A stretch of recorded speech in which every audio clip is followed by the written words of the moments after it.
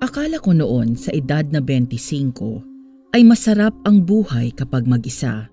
May peace of mind, tahimik, walang maingay at walang nakikialam sa mga ginagawa ko.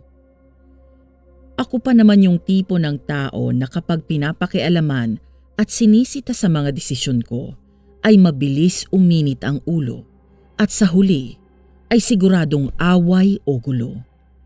Tulad ng pakikialam sa akin ng ate ko noon. Nagkaroon kami ng hindi pagkakaunawaan. Nakikitira kasi ako sa bahay niya noon at dahil hindi ko nakinaya ang halos araw-araw na pagbubunganga niya sa akin, ay bumukod na ako ng tirahan. Paglipat na akala ko ay magiging payapang isip at diwa ang makakamtan ko. Pero nagkamali ako. Hayaan niyo pong ibahagi ko ang karanasan kong ito, Miss Polly at Sir Rene. Nangyari po ito, bakasyon, year 2015. Isang dekada na ang nakalipas, kaya sariwa pa po ang lahat. Ako po si Joey at nais ko pong isalaysay ang aking storya.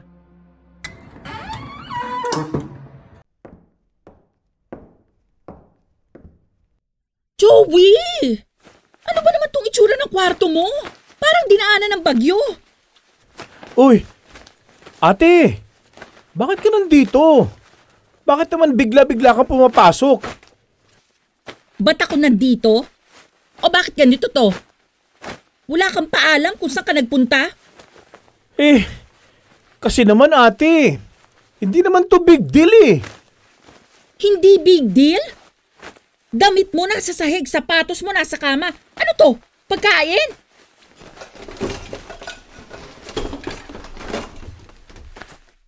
Kakainin ko pa sana yan eh. Diyos ko, baka mamaya may langgam na rito, may ipis pa. Ang OA mo naman. Ano yon? Wala ate.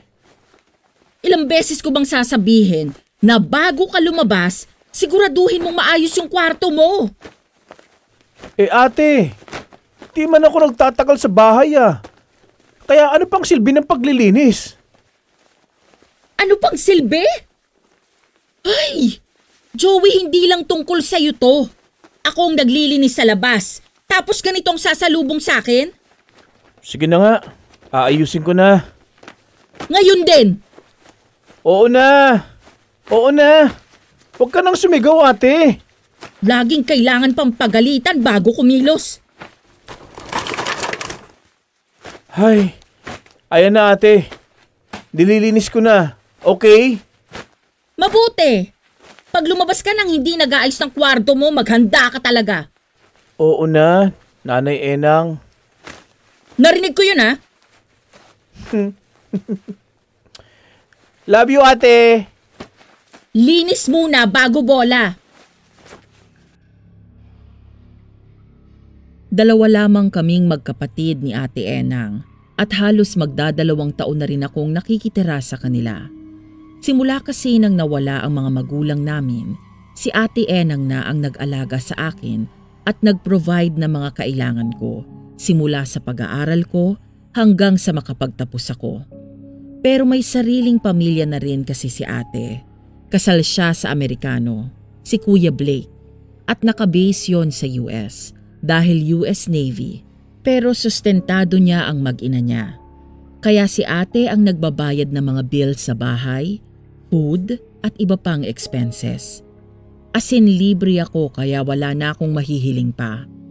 Yun nga lang, bungangera kasi si Ate Enang at madalas maingay ang bahay dahil may anak siyang isa, si Yuki. Sobrang kulit na batang lalaki, nasa edad 5 na mga panahon na yun. Pero kahit makulit yung pamangkin kong yon, ay sobrang love na love ko.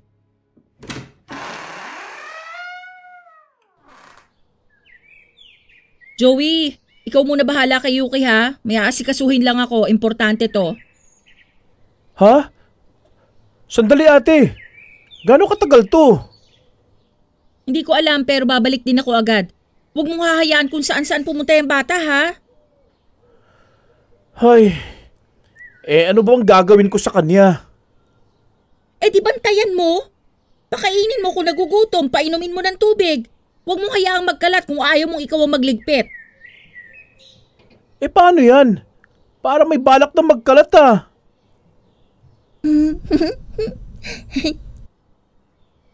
Joey, seryoso ko ha. Huwag mong paaabutin yan sa labas ha. Babalik ako agad. Oo na. Oo na. O sige, alis na ako. Bakit parang ako yung nanay ngayon? Joey, laro tayo. Teka lang, Yuki. Joey! Uy, ano naman ba ate? Kumusta yung pag-a-apply mo? May tumawag na ba? Wala pa rin ate. Talaga? Ni isa? Oo nga.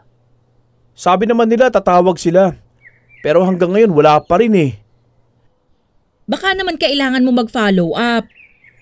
Ate, baka naman hindi lang talaga nila ako natanggap. Huwag ka ngang nega, Joey. Malay mo, tumawag bukas. Sana nga. Tito Joey, laro tayo. O siya, mantayan mo na yung pamangkin mo. Babalik ako mamaya. Oo na. Sige na. Ingat ka. Yuki, ano ngang sabi ng mama mo?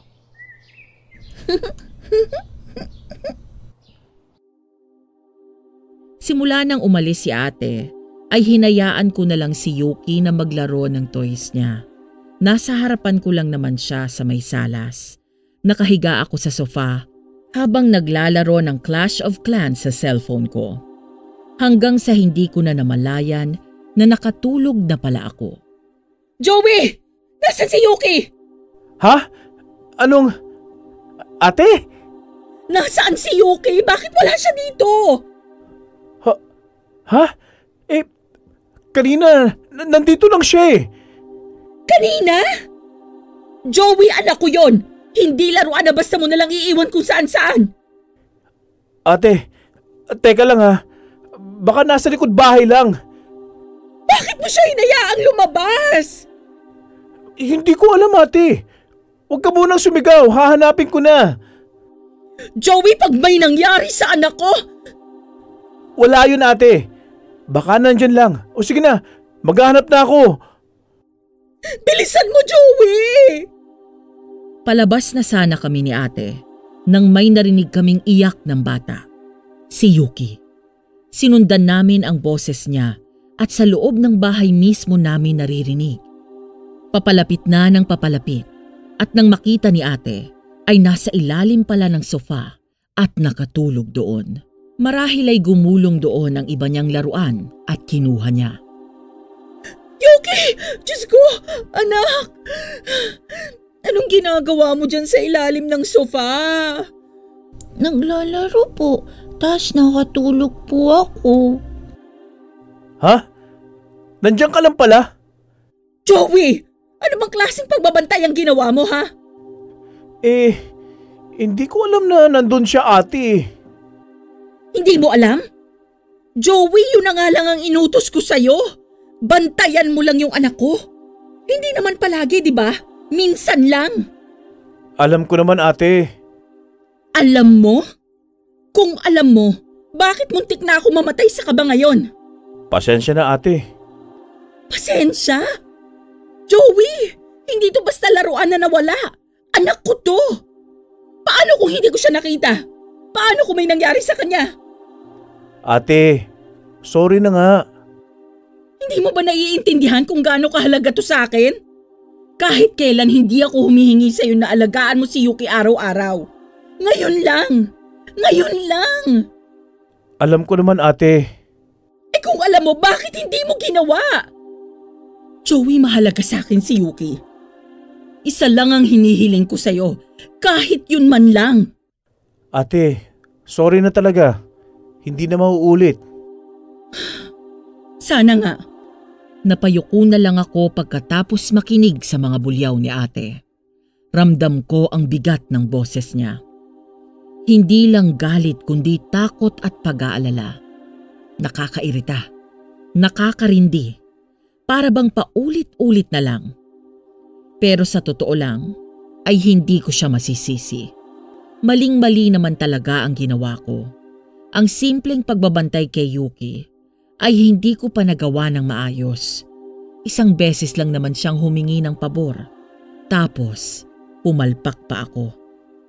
Napabuntong hininga na lang ako. At sa isip-isip ko, Oo na, kasalanan ko na.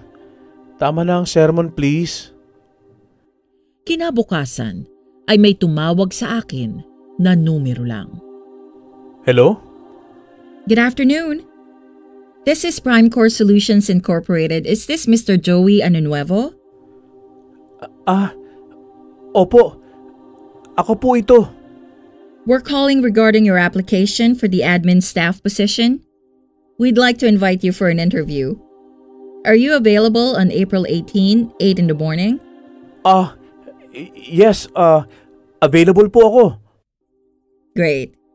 Please bring a copy of your resume and other necessary documents. Our office is located at Domingo Street, near Ginasawa Village. Kindly confirm through your email once you receive the details. Oh, okay po. Yes po. Salamat po. You're welcome. See you on your interview. Opo. Thank you po ulit.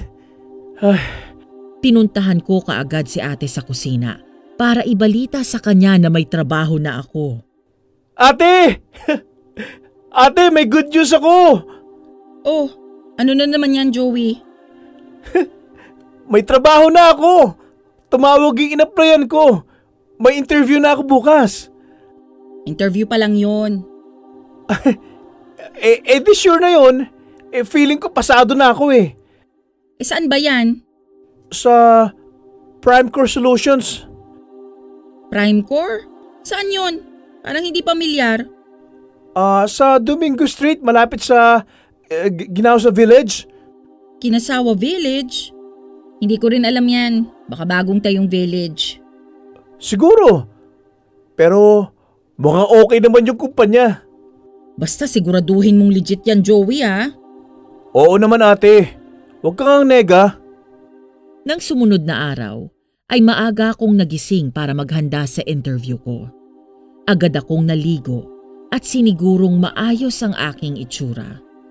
Nagsuot ako ng pinakamaganda kong polo at slacks, yung mukhang disente at presentable. Sinuyod ko pa ng suklay ang buhok ko para siguradong hindi mukhang bagong gising. Pagkatapos ay kinuha ko ang lahat ng kailangang dokumento. Resume, valid IDs, at iba pang hinihingi nila. Sinilip ko ulit ang address sa phone ko para siguradong hindi ako maliligaw. Habang nag-aalmusal, ay hindi ko mapigilang makaramdam ng halo-halong emosyon. May excitement, may konting kaba, pero mas nangingibabaw ang saya. Hindi nagtagal ay nagpaalam na ako kay ate. Ate, alis na ako. Oo, sandali lang. Bakit? Huwag kang kabahan, ha? Diretso lang sumagot. Huwag kang magmumukhang tanga, naku. Oo na ate, alam ko na yun. Siguraduhin mo lang. Huwag kang kung ano-anong sinasabi, baka mawala ka sa linya. Ate, kaya ko to. Sige na nga. Good luck. Salamat. Pagkasakay ko ng jeep, ay agad akong naupo sa may bandang likuran at siniguradong hawak ko ang bag ko ng mahigpit. Habang binabaybay namin ang kalsada, ay unti-unti kong napapansin na parang may kalayuan pala ang Domingo Street mula sa amin. Hindi ko akalaing ganito ito kalayo. Sa isip ko, dapat yata mas maaga pa akong umalis. Nang sabihin ko sa driver na sa ginaw sa street ako bababa, ay napansin kong saglit siyang tumingin sa akin sa salamin. May kakaiba sa tingin niya. Parang may pag-aalinlangan o pagtataka. Hindi ko na lang yun pinansin at baka naman nagkamali lang ako ng bigkas ng pangalan ng lugar. Lumipas ang halos kalahating oras bago ako tuluyang makarating sa aking destinasyon. Agad kong napansin ang paligid. Tahimik, halos walang katao-tao at mukhang liblib ang lugar. Hindi ito tulad ng inaasahan kong business district na may matataas na gusali at mataong lansangan. Sa halip, ang nakita ko ay lumang istruktura, madilim na iskinita at iilang establishmentong mukhang matagal nang hindi ginagamit. May kung anong kaba ang gumapang sa aking dibdib. Hello? Good morning, Mr. Anunuevo. This is from Prime Core Solutions Incorporated. May I know your current location? Nasa Ginausa Street na po ako. Good. Just walk a little further and you should be able to see our building. Okay. Malapit na ba? Yes. Just a few steps ahead. You'll see it soon. Alright. Salamat po. Naglakad-lakad ako ng kaunti at sinusuyod ng tingin ang paligid. Tahimik ang lugar at iilan lang ang dumadaang sasakyan. Ilang saglit pa ay natanaw ko na ang building na sinasabi ng kausap ko sa telepono. Hindi ito tulad ng inaasahan kong modernong opisina. Maliit lang ito, 3 palapag ang taas at halatang may katandaan na. Ang pintura sa dingding ay kupas na. May ilang bahagi pang may bitak. May lumang karatula sa taas ng entrance pero medyo burado na ang mga letra. Tahimik ang paligid nito.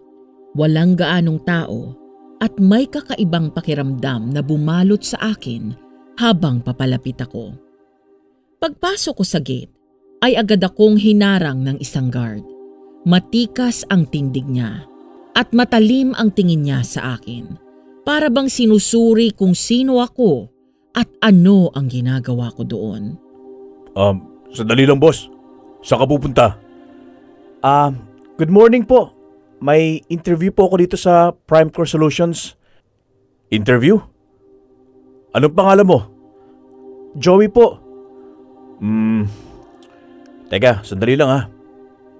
Okay. Wala ka naman dalang bawal eh. Sige, tuloy ka na. Salamat po. Habang naglalakad ako papasok ng kumpanya, ay nakareceive ako ng text kung saang office naroon ang kausap ko. Good day, Mr. Joey. Please proceed to the 2nd floor, room 203 for your interview. Good morning. You must be Joey. Opo. Ako nga po. Welcome to Prime Core Solutions Incorporated. I'm Kathy, the HR officer. I'll be handling your interview today. Opo, sige po. Are you okay? Parang ninenervyos ka. Ay, hindi po. I mean, medyo lang. Pero kaya ko po. That's good to hear. All right, let's start. Follow me to my office. Pagharap sa akin ni Miss Kathy, ay saglit akong natulala. Hindi ko inaasahan na ganito siya kaganda. Maliit ang mukha, matangos ang ilong, at ang mga mata niya ay parang laging nakangiti. Bukod pa roon, ay mukhang bata pa siya. Malayo sa inaasahan kong isang seryoso at istriktong HR officer. Sa tansya ko ay kasing edad ko lang siya. O baka mas bata pa ng kaunti. Hindi ko alam kung dahil ba sa kaba ng interview o sa ganda niya, pero parang biglang bumilis ang tibok ng puso ko. Pilit kong pinakalma ang sarili ko habang sinusundan siya papunta sa opisina. Pero hindi ko maiwasang mapaisip. Ganito ba talaga kaganda ang mga nag-i-interview dito? Alright, Mr. Anunuevo. That concludes your interview. And I'm very happy to inform you that you got the job. Ha? Talaga po? Yes, you passed the interview and we believe you'd be a good fit for the company. Grabe. Sobrang thank you po. Hindi ko po inaasahan na matatanggap agad ako. You did well. I can see your potential. So, welcome to Prime Core Solutions Incorporated. Salamat po. Sobrang laking bagay po dito sa akin. You're welcome. Just complete the requirements and we'll see you on your first day. Opo, aayusin ko po agad. Pagka-uwi ko ay halos hindi ko mapigil ang sarili kong tumakbo papasok ng bahay. Sa sobrang tuwa ay agad kong ibinalita kay ate ang magandang balita na natanggap na ako sa trabaho. Kitang-kita ko ang saya sa mukha niya. At kahit hindi siya palaging nagpapakita ng emosyon, ay ramdam kong proud siya sa akin. Agad kong inasikaso ang lahat ng requirements na kailangan. Naglakad ako ng mga dokumento, pumila sa kung saan-saan at inipon ang lahat ng kailangang isumite. Ilang araw lang ang lumipas ay nagsimula na ako sa trabaho ko sa Prime Core Solutions Incorporated. Habang suot ang unang office attire ko, ay hindi ko maiwasang mapangiti. Eto na to, ang panibagong simula sa buhay ko. Good morning po. Ako po pala si Joey, yung bagong hire. Ganito po ba talaga dito? Tahimik lang lahat? Okay. Ang weird naman dito. Binaliwala ko lang ang hindi pagpansin sa akin ng mga kasamahan ko at nagpatuloy sa trabaho. Aaminin ko na nakakaramdam ako ng takot at kaba sa working place na yon. Pero iniisip ko na lang na trabaho ang kailangan ko at hindi ang emosyong nararamdaman ko sa araw-araw na kasama ko ang mga weirdo kong office mates. Isa pa'y inspired din ako dahil palagi kong nakikita si Miss Cathy. Unang beses ko pa lang siyang nakita ay naging crush ko na siya. Hanggang sa isang araw ay hindi sinasadyang nagkasabay kami palabas ng company at biglang bumuhos ang ulan. Ay, grabe naman tong ulan. Wala pa naman ako dalang payong. Wala kang payong? Halika, sumukob ka na lang sa akin. Ha? Nakakahiya naman. Baka mabasa ka rin, ma'am. Sus, ang arte mo pa. Mas mababasa ka kung tatanggi ka pa. Halika na. Sige po.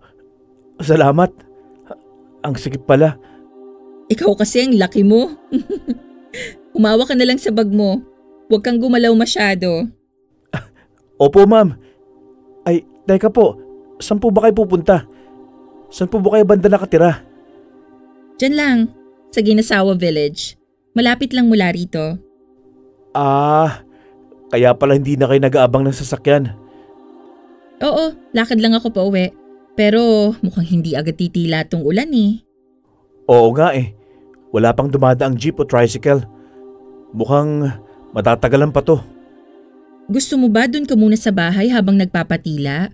Total malapit lang naman at wala ka namang masasakyan na ngayon. Ha? Naku, nakakahiya naman. Ano ka ba? Wala namang problema. Ayaw mo nun may masisilungan ka kaysa mababad ka dyan sa ulan. Mukhang wala na nga pag-asang humina to ah. O ano? Sasama ka na? O magpapakamartir ka dyan sa ulan? Sige na nga, ma'am. Salamat ha. Saglit lang naman. Pagtigil ng ulan, aalis na rin ako agad.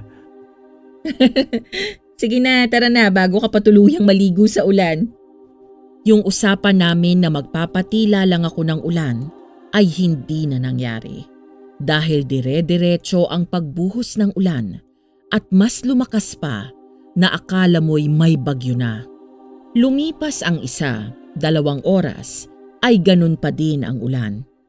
Doon na nga ako kumain ng hapunan at maya-maya ay tumatawag na si ate. Hello, ate. Hoy Joey! Anong oras na? Bakit hindi ka pa umuwi? Ate, sorry. Wala akong masakyan eh. Ang lakas ng ulan dito kaya na-stuck ako. Anong ulan ang sinasabi mo? Dito sa atin ni Ambon wala. Baka kung saan ka na naman naglakwatsa ha? Ate, totoo. Nasa bahay nga ako ni Miss Cathy. Malapit lang si pinapasukan ko. Ang lakas talaga ng ulan dito. Ano? Bakit ka nandyan?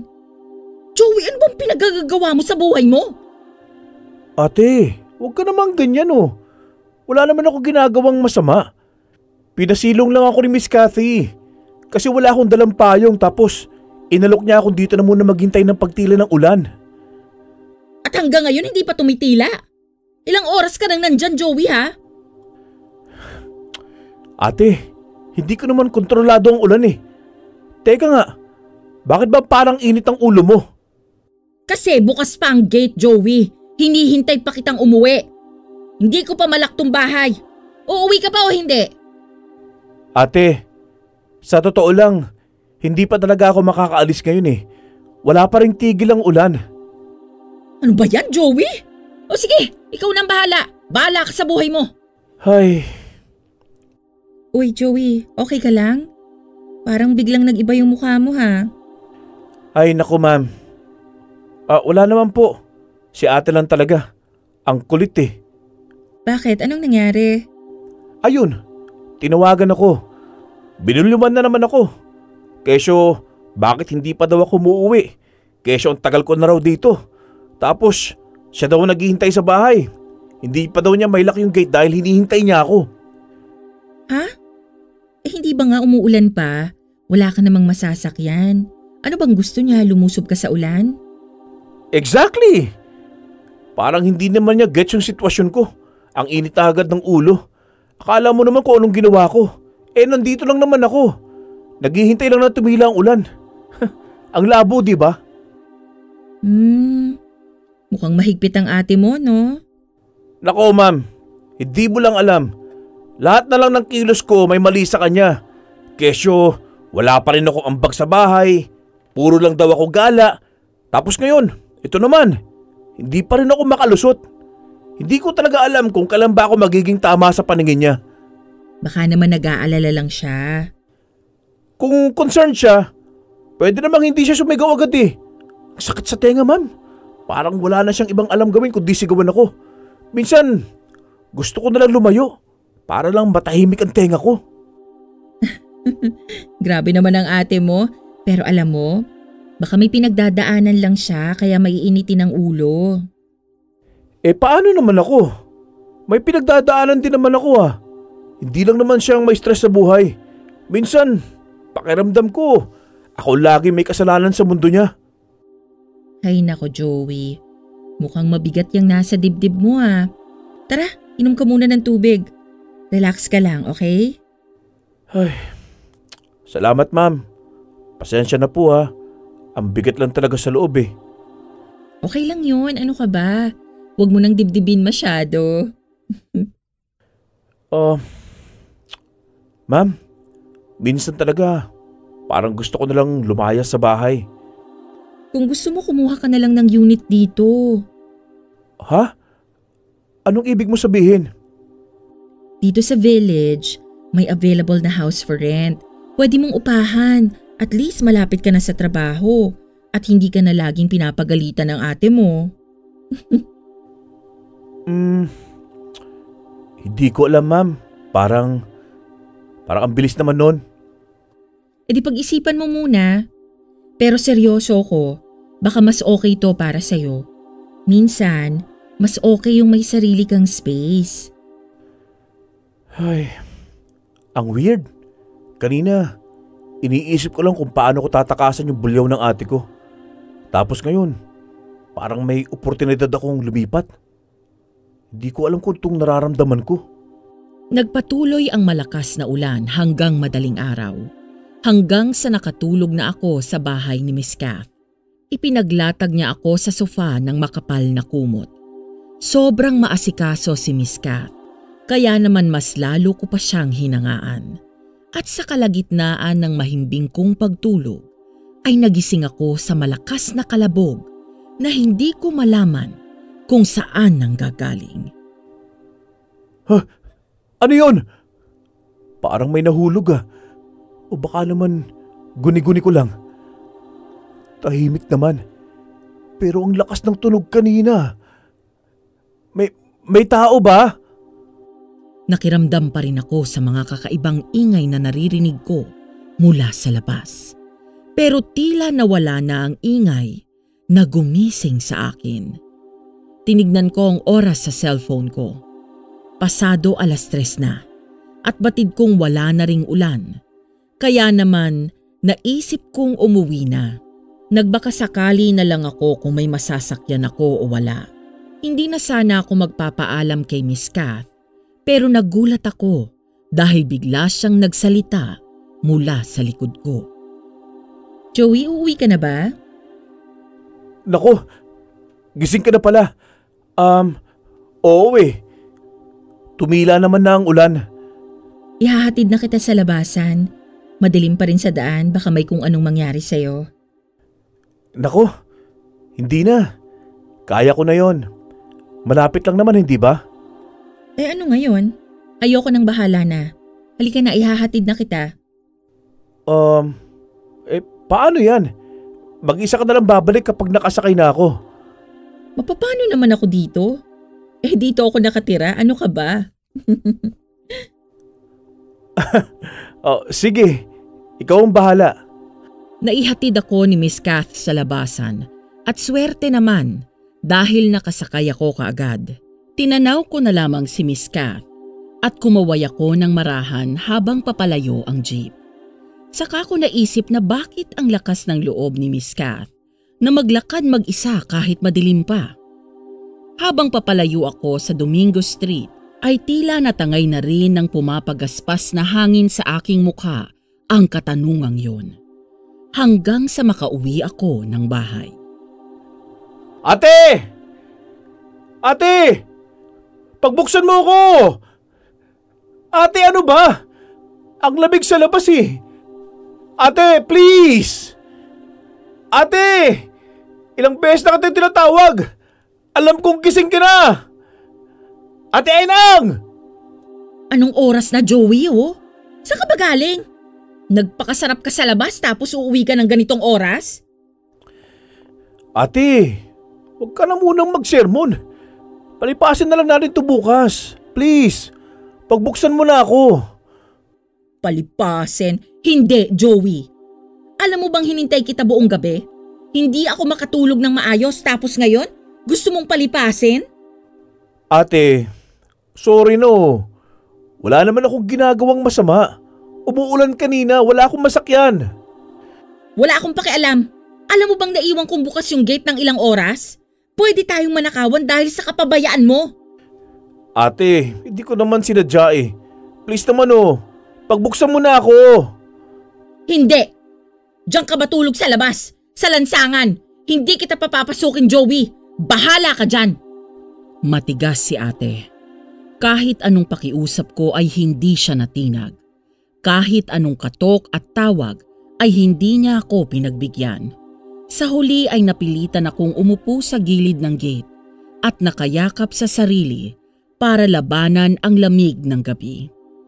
Tahimik ang paligid, maliban sa huni ng ilang kulisap at alingaw-ngaw na mga tahol ng aso sa di kalayuan. Hindi ko akalaing hahantong sa ganito, na sa mismong bahay namin, ako pa ang matutulog sa labas. Nanginginig ako sa lamig, pero higit sa lahat, mas masakit ang pakiramdam ng ginawang paniniis ni ate. O ano, ganyan na lang. Akala mo ha? Akala mo matatapos na lang to na parang wala lang? Anong oras ka dumating kaninang madaling araw ha? At ano? Doon ka pa talaga natulog sa kung saan? Di ka man lang nag-iisip? Ate, ano pa bang gusto mong marinig? Humingi na ako ng paumanhin. Ipinaliwanag ko na sa'yo. Ano pa bang gusto mong gawin ko? Lumuhod sa harapan mo? Aba? At ikaw pang may ganang sumagot ng ganyan?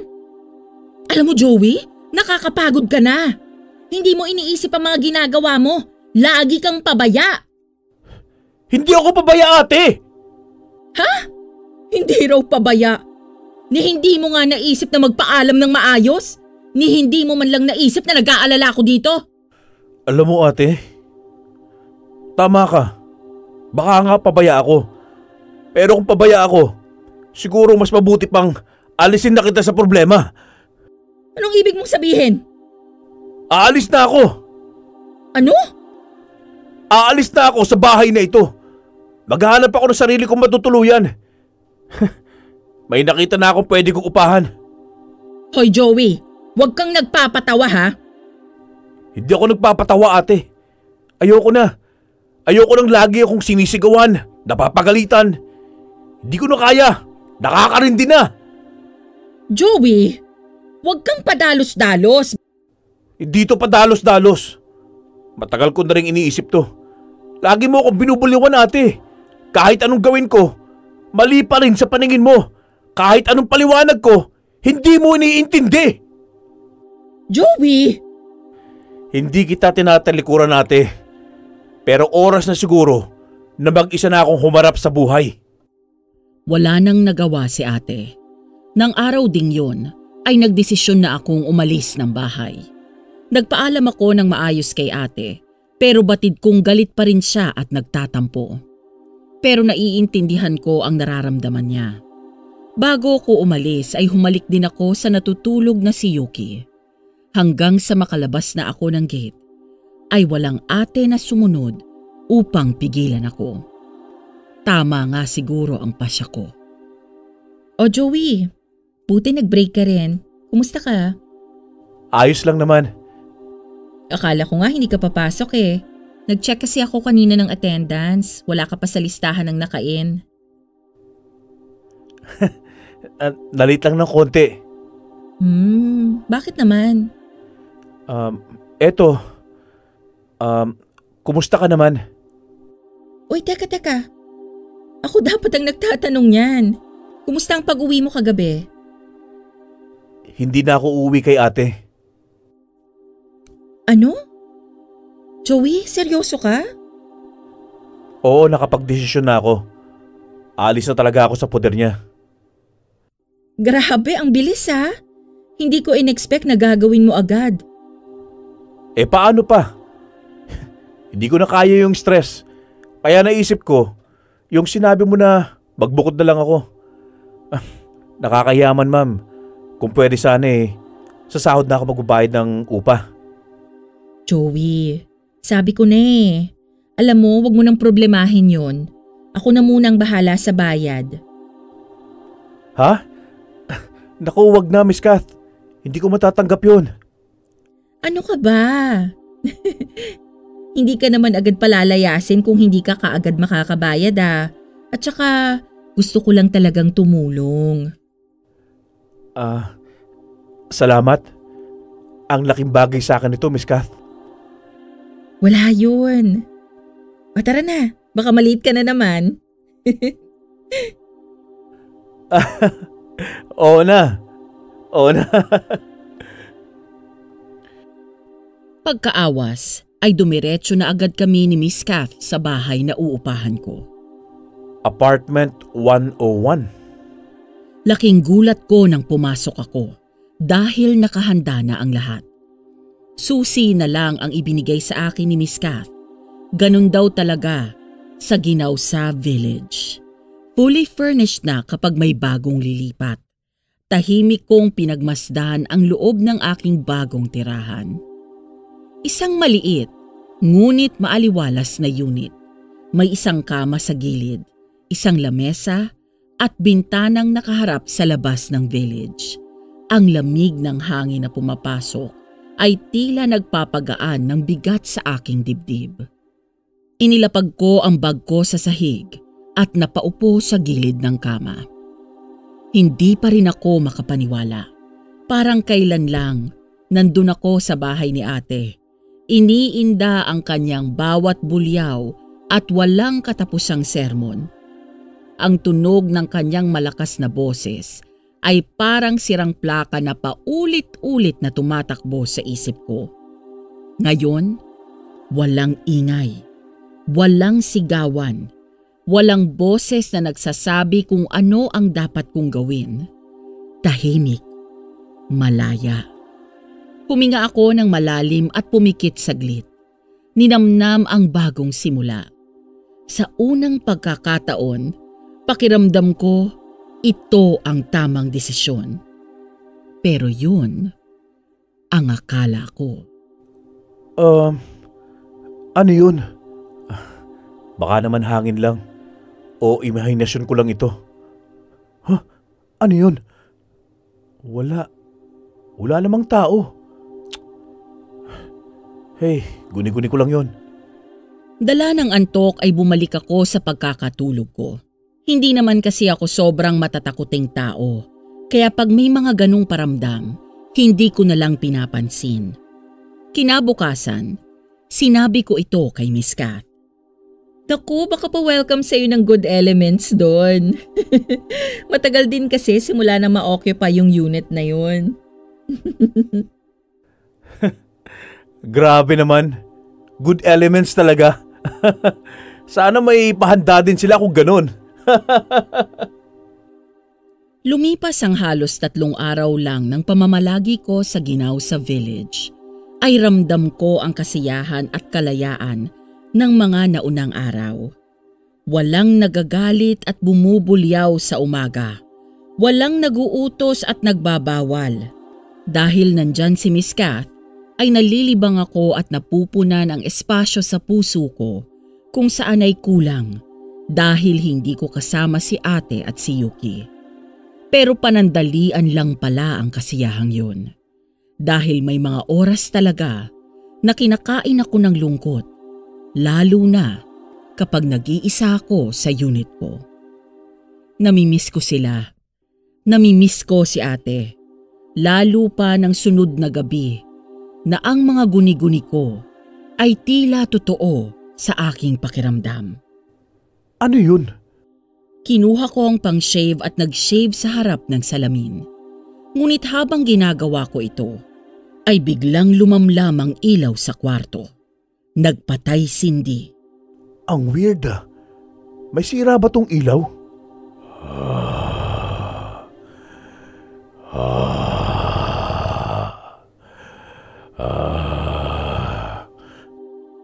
Isang nakakikilabot na tunog na hindi ko dapat naririnig. Dahil mag-isa lang ako. Sino yan? Sa paglingon ko sa refleksyon ay doon ko ito nakita. Isang nakakatakot na nilalang. Malaanino, ngunit may mapuputing mata at nakangangang bibig na tila puno ng matatalim na ngipin. Hindi gumagalaw pero nakatitig sa akin. Walang ya! Ano yun? Nanginginig ang mga kamay ko at hindi makagalaw sa tindi ng takot. Anong kailangan mo? Anong klaseng dinalag ka? Ngunit sa salamin ay dahan-dahang bumuka ang bibig ng nilalang. Tila ba may sasabihin o may balak siyang gawin sa akin. Ano yun? Joey? Miss Kat? Ano nangyari? Bakit parang namumutla ka? Bakit ka tumatakbo? May nakita ako! Ano? Anong nakita mo? Ano bang nangyayari? Sabihin mo sa akin. Wala na akong pake. Gusto ko na umalis dito. Joey, kumalma ka na lang muna. Hindi mo naintindihan. May nakita ako. May halimaw sa loob ng kwarto ko. Joey, baka naman namalikmata ka lang o nananaginip. Hindi ako nananaginip. Totoo yun. Kitang-kita ko sa salamin. Kumalma ka lang, Joey. Hindi ako pwedeng basta kumalma lang. Aalis na ako. Mabilis kong kinuha ang cellphone ko at tinawagan si ate. Pero nakailang ring na ay hindi nito sinasagot ang tawag ko. Kaya naman, walang alinlangan na lumabas ako dire-diretso ng bahay. Pero paglabas ko ay sinalubong ako ng halimaw. Hindi! Lumayo ka! Tulog! Tulungan niyo ako! Sa harapan ko ay nakapagitna sa dilim ang mga anino ng nilalang. Mahahaba ang kamay, matatalas ang kuko, at ang mga mata ay pula na parang nagliliyab sa gutom. May ilan pang dahan-dahang gumagapang sa pader. Ang iba naman ay unti-unting lumapit sa akin at nakangisi. Miss Kat! Tulong! Ngunit nang lumingon ako kay Miss Kath, ay hindi ito mukhang natatakot. Hindi man lang ito umatras. Bagkus, nanatili lang itong nakatayo roon at wala man lang pangamba. Bakit hindi ka natatakot? Kasi Joey, Bakit naman ako matatakot sa sarili kong pamilya? Hindi! Dapat alam mo na to. Ngayong alam mo na ang lihim namin, hindi ka na makakaalis dito ng buhay, Joey. Sa isang iglap ay sabay-sabay na umatake ang mga nilalang.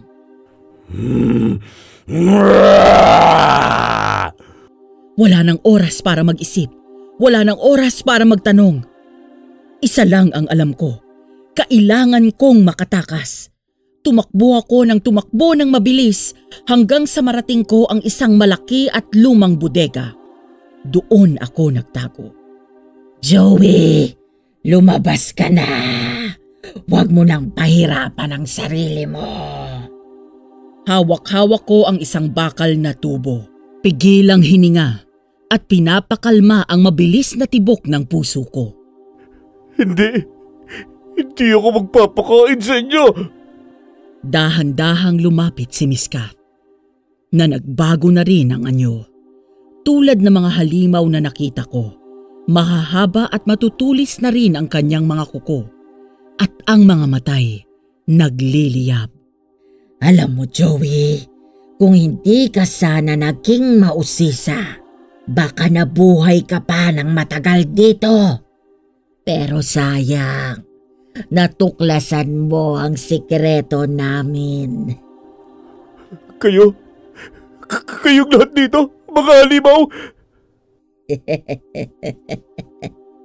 Ano pa ba sa tingin mo?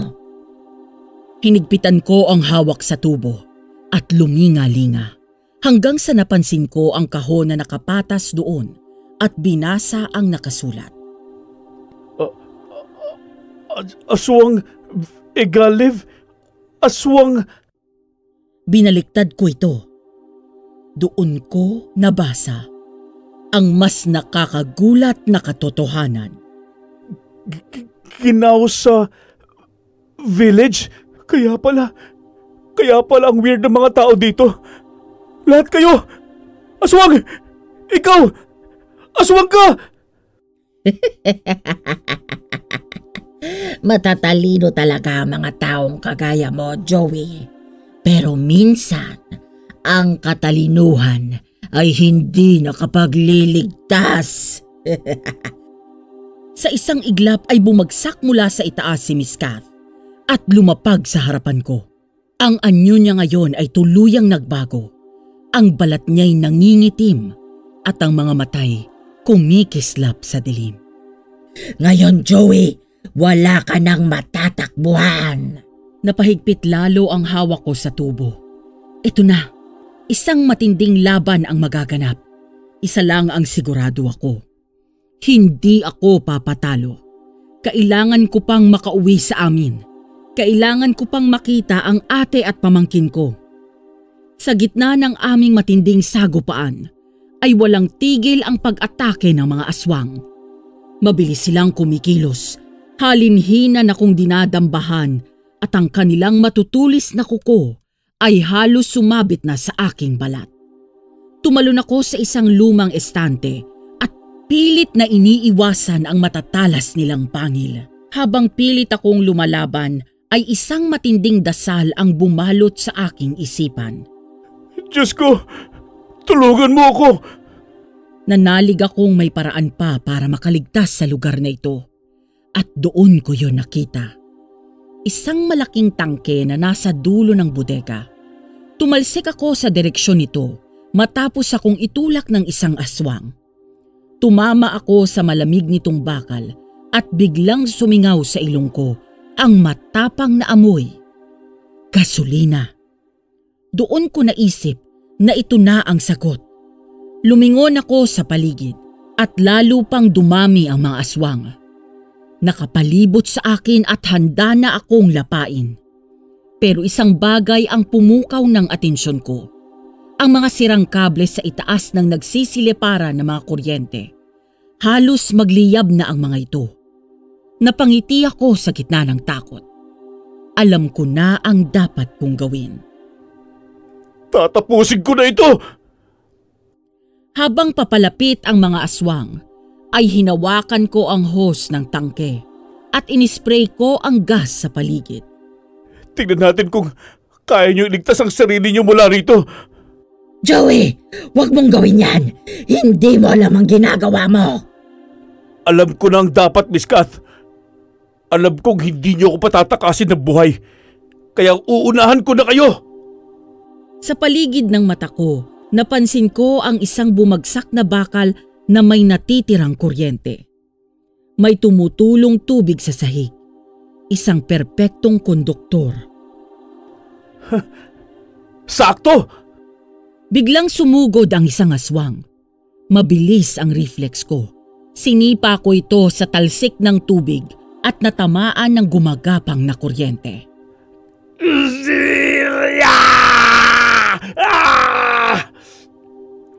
Ayaw niyo ng kuryente, no?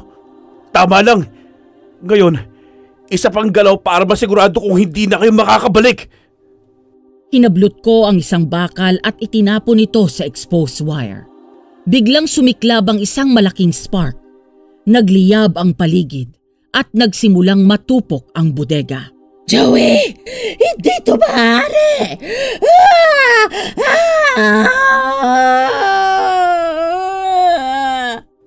Alam ko! At sigurado kung ito na ang katapusan ninyo! Habang nagkakagulo ang mga aswang sa loob, ay mabilis akong tumakbo palabas ng bodega. Hindi magawa ni Miss Kath na makalipad.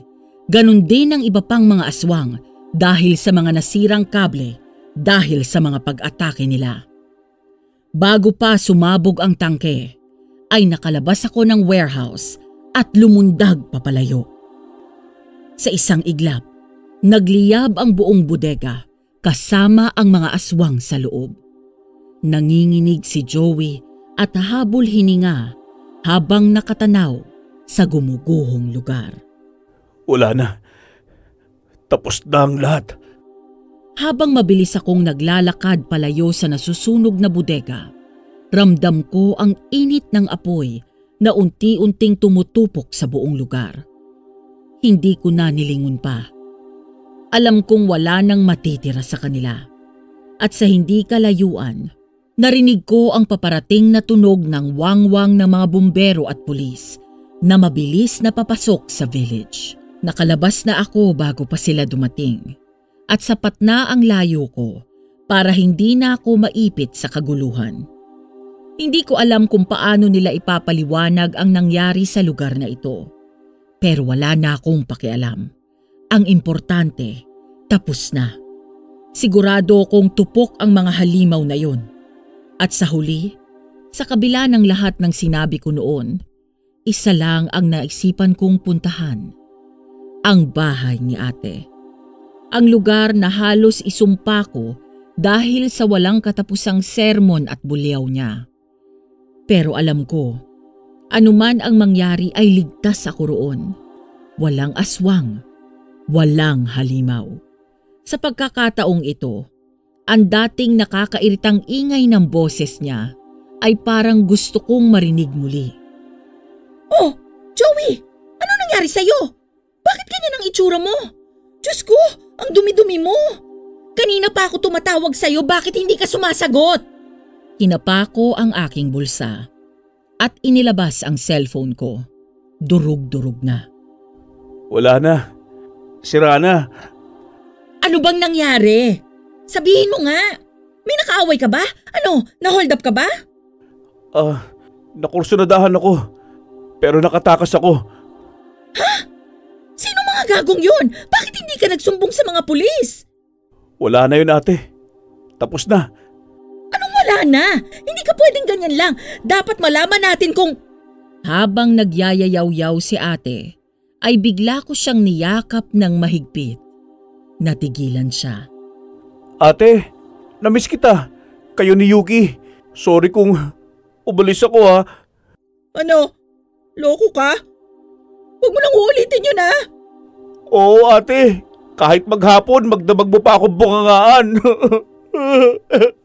Simula noon ay naging responsable na ako sa lahat ng bagay. Mas naiintindihan ko kung bakit nagagalit si ate sa akin. Hindi sa lahat ng oras ay trip niya lang talaga magalit. Nagagalit siya dahil mali ako. At dahil mali ako, ay gusto niya akong itama.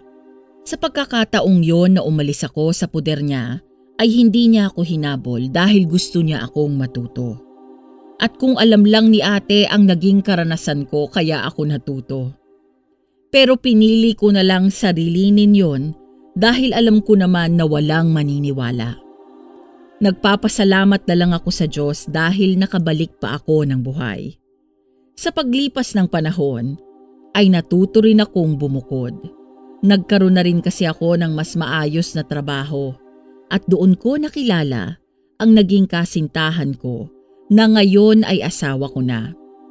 Nag-migrate na din sina ate at UK sa USA. Umuuwi na lang sila dito tuwing may okasyon, lalo na kapag holidays. May 2 na po akong anak sa ngayon. Hindi ko man po nasabi sa ibang tao kahit sa ate ko ang naging karanasan ko sa mga aswang, ay ikinuwento ko na lang ito sa 2 anak ko. Ayun, akala nila nagbibiro lang ako, pero wala silang alam sa tunay na kwento ng Ginasawa Village Apartment 101. Hanggang dito na lamang po ang aking istorya. Maraming salamat po sa inyong pakikinig. Lubos na gumagalang, Joey.